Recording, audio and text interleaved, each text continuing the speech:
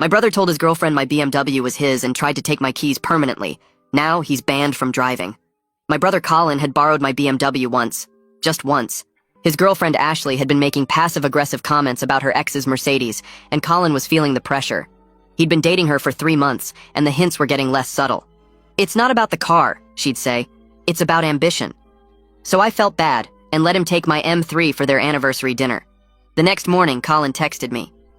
"Hey, dinner went amazing. Ashley loved the car. Mind if I borrow it again Friday?" Her sister's in town and wants to go to this upscale place. I said sure, trying to be the supportive older brother. That Friday became the next Friday, too. Then Tuesday for Ashley's company happy hour. Then Saturday for her friend's birthday. "Come on, you're not even using it," Colin said when I finally pushed back after 3 weeks of constant requests. "You literally work from home. The car just sits in your garage collecting dust." "I use it plenty. Groceries, gym, meeting friends downtown." "Yeah, but I actually need it. Ashley's coworkers think I'm doing well at work. I can't show up in my Corolla now. They've seen me in the BMW. So tell them the truth." Colin looked at me like I'd suggested he set himself on fire. "Tell them I borrowed my brother's car? That's humiliating. Ashley would be mortified." The entitlement escalated gradually. First, he'd ask days in advance. Then it became day of requests. Then just notifications. Picking up the BMW at 6. Not a question anymore. A statement. When I'd say I had plans, he'd get manipulative. "Seriously? I already promised Ashley we'd take her parents to dinner in it. They're expecting a nice car. You want me to look like a liar? You could just tell them it's mine." God, Jason, why do you have to make everything complicated? It's one night. Her dad's a lawyer. I need to make a good impression. The guilt trips were relentless. "Mom always said family shares. Must be nice not caring about your brother's happiness. Ashley thinks you hate her because you won't help us out." He started keeping the car longer without asking. A 3-hour dinner became overnight because Ashley had wine and couldn't drive her car home. A Saturday afternoon became a full weekend because we decided to drive to the coast last minute. When I'd complain, he'd flip it around. "You're seriously upset that I kept your car an extra day when you had no plans? That's really selfish, man." The breaking point came when I found out Colin had been telling people he bought the car. I was at a bar with mutual friends when Tom congratulated me on being such a generous brother. "What do you mean?" Colin was saying how tough the BMW payments are, but he lets you borrow it sometimes since you helped him with the down payment. He said I helped him with the down payment? "Yeah, said you gave him like $5,000 as an early birthday present. Pretty cool of you." I pulled out my phone and showed Tom the registration. "This is my car. I bought it. I pay for it." Tom looked confused. "But Colin's been posting pictures with it for months. Ashley tags him in stuff, calling it his baby." I checked Instagram. There it was. Colin posing against my car. 6 months with this beauty. Ashley commented hearts and my successful man. Her friends congratulated them. Her mom commented about how proud she was of Colin's hard work paying off. I confronted Colin that night. He didn't even try to deny it. "Look, it's easier than explaining the whole borrowing situation every time. Ashley's friends would think I'm a loser if they knew it wasn't mine.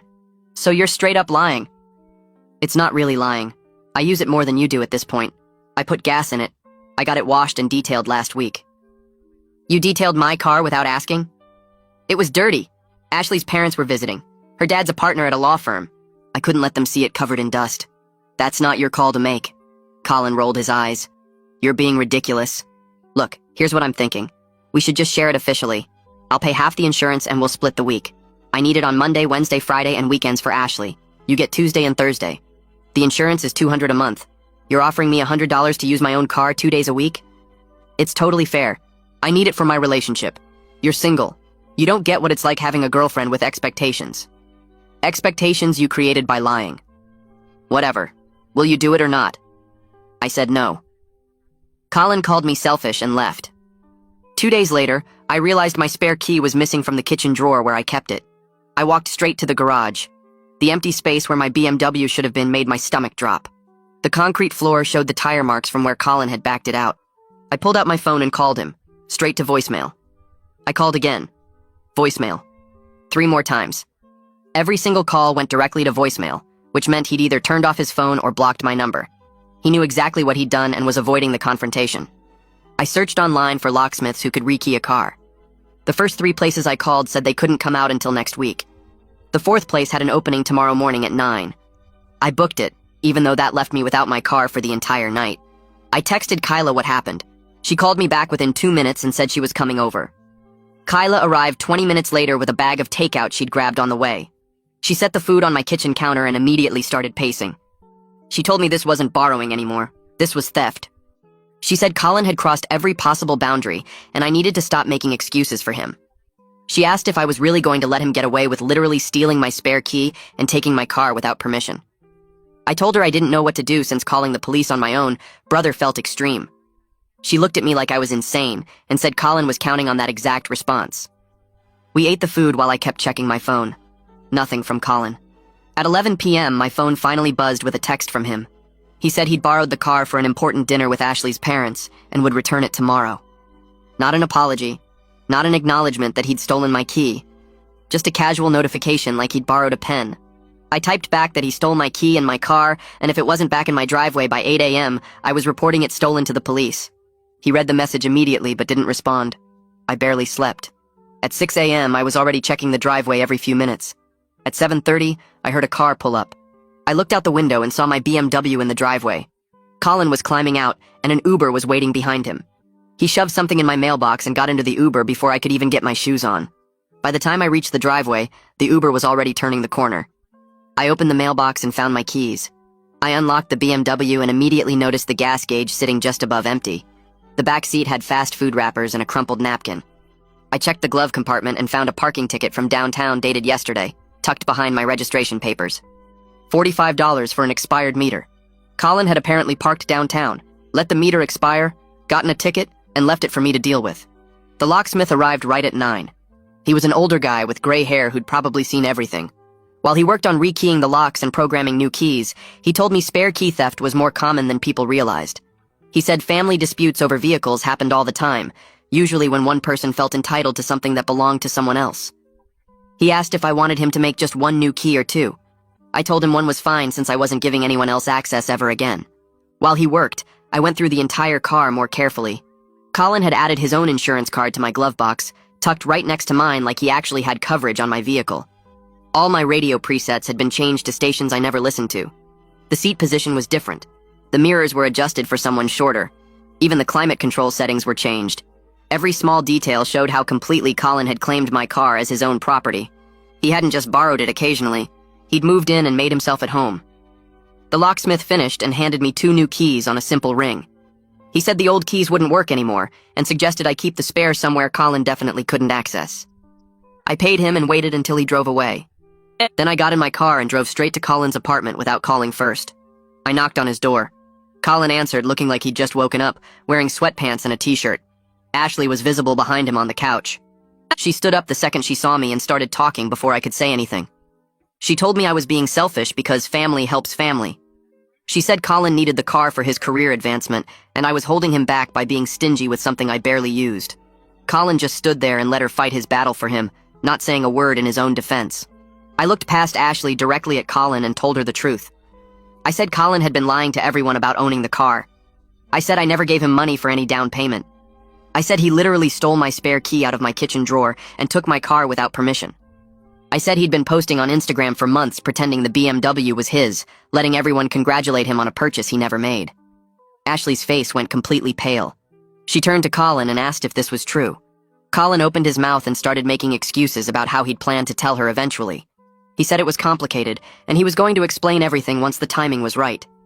He said I was making it sound worse than it was. Ashley didn't say another word. She grabbed her purse off the couch, pushed past both of us, and walked straight out of the apartment. The door slammed behind her. Colin exploded at me the second she was gone. He said I'd ruined his relationship. He said I'd humiliated him in front of his girlfriend. He said I'd destroyed months of building trust with Ashley by exposing him like that. I told him he ruined his own relationship by building it on lies. I said he needed to post a correction on Instagram immediately, admitting the car was never his. Colin said absolutely not. He said posting a correction would destroy his reputation. He said everyone who'd congratulated him would think he was pathetic. He said Ashley's friends would tell her he was a loser and a liar. He said there was no way he was publicly humiliating himself like that. I pulled out my phone and told him he had 24 hours to come clean publicly. I said if he didn't post the truth himself, I would comment on every single post with screenshots of the car's registration showing my name, the insurance documents in my name, and the purchase paperwork proving I bought it. That evening, my dad called. He asked me to go easy on Colin because he was going through a hard time with Ashley. I explained exactly what Colin had done. I told him about the theft of my spare key. I told him about the months of lying to Ashley and everyone else. I told him about Colin's manipulation and guilt trips. Dad kept minimizing everything. He said it was just brothers sharing. He said I was overreacting because I didn't use the car that much anyway. He said Colin needed it more than I did since he had a girlfriend to impress, and I was single. He said family was supposed to help each other out, and I was being difficult over something small. I hung up on Dad, feeling something shift in my chest. This wasn't new behavior from him. I'd watched him make excuses for Colin since we were kids. When Colin borrowed my bike without asking and returned it with a bent wheel, Dad said boys share things. When Colin took money from my wallet in high school, Dad said I should be more understanding because Colin was stressed about grades. When Colin crashed my first car during college and lied about what happened, Dad convinced me not to press the issue because it would hurt Colin's insurance rates. Every single time, Dad positioned me as the problem for wanting basic respect and boundaries. The pattern was so clear now that I couldn't believe I'd missed it for years. Colin never faced real consequences because Dad always stepped in to smooth things over. Always pressured me to be the bigger person, always made me feel guilty for not just going along with whatever Colin wanted. I texted Colin that he had until tomorrow morning to post a real apology on Instagram, admitting the car was mine, or I'd handle it myself. His response came back within minutes, claiming I was being unreasonable and asking why I had to make such a big deal out of everything. I didn't reply. The next morning, my phone showed a new Instagram story from Colin. I opened it expecting an actual apology, but got something completely different. The story showed a photo of the BMW with text overlay talking about misunderstandings and how family shares resources and sometimes communication gets complicated. Not a single word admitting he'd lied. Not one mention that the car was actually mine. Just vague language that made it sound like we had some kind of joint arrangement that people had misinterpreted. I screenshot the story, then went to his profile and found 3 posts where he'd posed with my car claiming it was his. The first showed him leaning against the driver's door with the caption about 6 months with his baby. The second was from Ashley's birthday dinner with her tagged and hearts in the comments. The third showed him washing the car in my driveway with some caption about taking care of his investment. I pulled up my car's registration on my phone and took a clear photo showing my name as the sole owner. Then I found my insurance card and photographed that too. Finally, I dug out the original purchase paperwork from when I'd bought the M3 2 years ago and photographed the sales contract with my signature and my financing information. I went to the first post and commented with all 3 photos attached. I tagged Ashley and every single one of her friends who'd commented congratulating Colin. My comment was simple and direct, stating this was my car. I was the only owner, and Colin had been borrowing it without permission while lying to everyone about owning it. I did the same thing on the second post and the third post. 3 comments with the same documentation and the same explanation. Then I sat back and watched what happened. The response was immediate and intense. Within 20 minutes, people started replying to my comments asking Colin what was going on. Someone asked why he'd lied about something so easy to verify. Another person said they'd always wondered how Colin afforded a BMW on his salary. Ashley's friend posted a comment asking if Ashley knew the truth. More people kept piling on with questions and confusion. Several of Colin's friends sent me private messages. One guy said he'd suspected something was off when Colin got weird about letting anyone else drive the car. Another said Colin had been bragging at work about his new purchase, and now everyone there was going to find out he'd lied. A third person just said thanks for clearing things up because the whole situation had seemed strange. Then I got a message from someone named Nina, with Ashley's last name in her profile. She introduced herself as Ashley's older sister and said Ashley was completely devastated and humiliated by finding out the truth this way. Nina explained that Colin had been pressuring Ashley to move in with him over the past few weeks, talking about his financial stability and his ability to provide. Ashley had been seriously considering it based on Colin's apparent success, which included owning a nice car and having his life together. Now Ashley felt like an idiot for believing him and for defending him to me.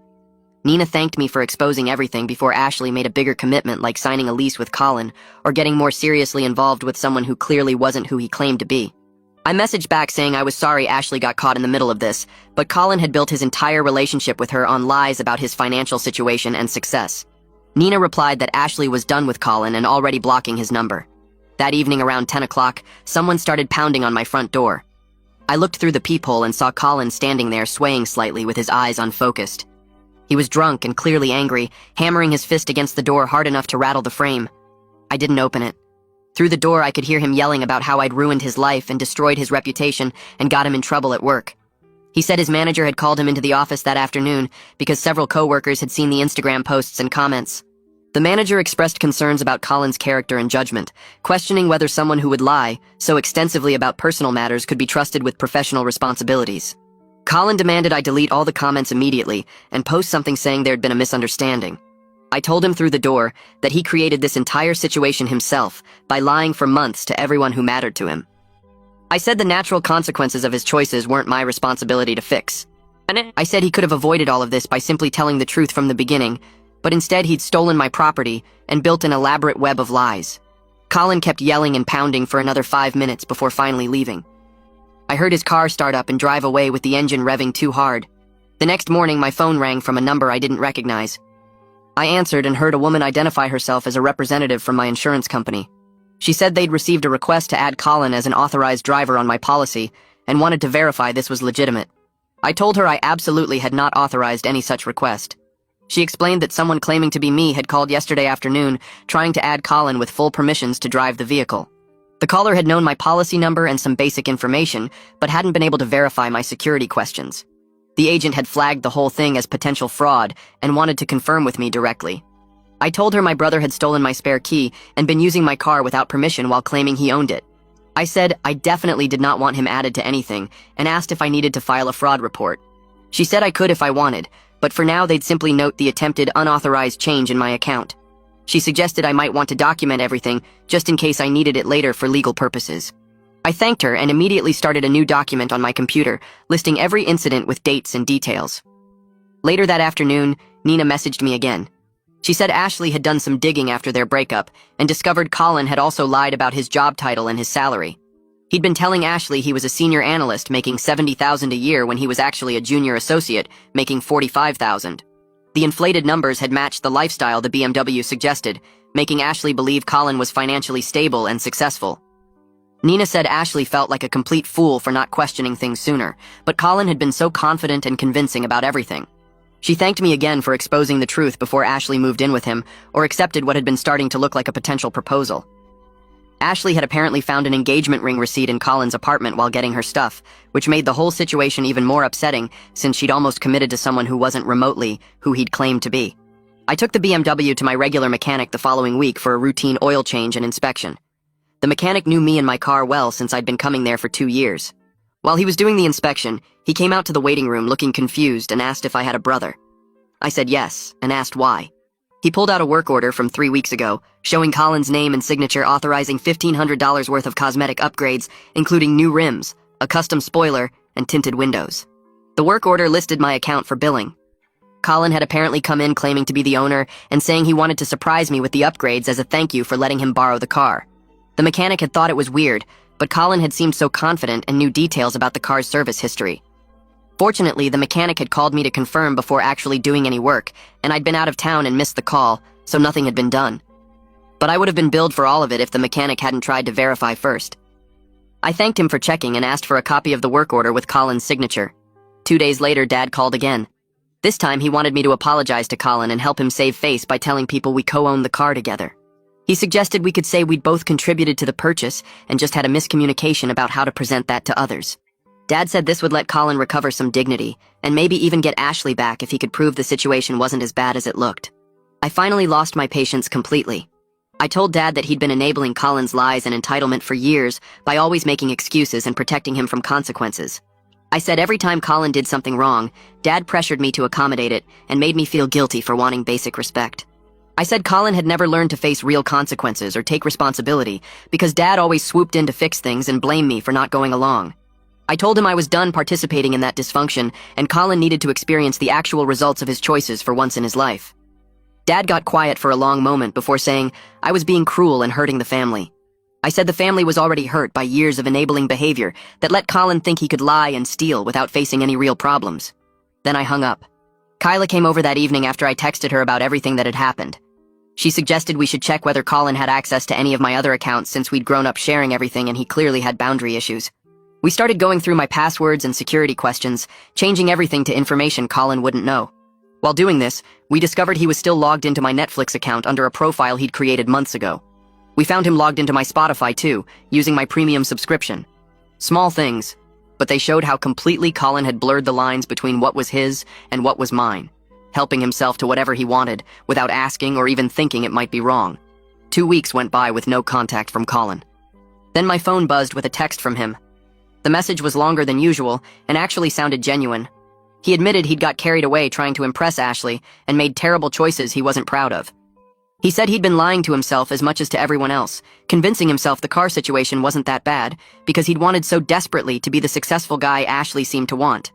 He acknowledged he'd stolen from me, violated my trust, and then made everything worse by refusing to take responsibility. He asked if we could eventually rebuild some kind of relationship, saying he knew it would take a long time and he needed to work on his honesty and his sense of entitlement. He said he'd started seeing a therapist to figure out why he felt so desperate to appear successful that he'd sabotage his own brother. I typed out my response carefully, trying to find the right words that wouldn't sound harsh but also wouldn't leave room for misunderstanding. I told Colin I appreciated him reaching out and acknowledging what happened, but an apology was just the starting point. Trust wasn't something that came back because of one text message, no matter how sincere it seemed. He'd need to show me through his actions over months, maybe longer, that he actually meant what he said about changing.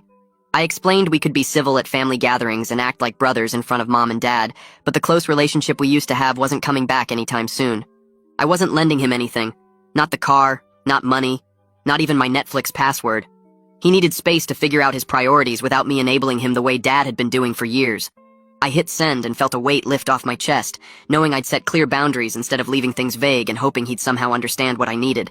3 months passed with minimal contact between us.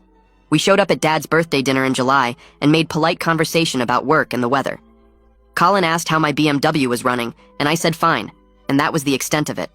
At Thanksgiving, we sat at opposite ends of the table, and Colin brought a new girlfriend named Sarah, who seemed nice enough and drove her own Lexus. I noticed he didn't offer to drive anywhere, or make a big deal about cars at all. We exchanged maybe 10 sentences the whole day. It felt strange having a brother I barely spoke to, someone who used to be my closest friend growing up. I'd accepted our relationship might stay surface level forever, and honestly, I felt okay with that. Setting boundaries hadn't made me a bad brother. It made me someone who respected myself enough to walk away from dysfunction instead of drowning in it. Dad still dropped hints every few weeks about how family should forgive and move forward, usually right after he'd talked to Colin. I'd listen politely and change the subject. I'd learned that protecting myself wasn't selfish, and sometimes the kindest thing you could do for someone was let them face the real results of their choices without rushing in to fix everything.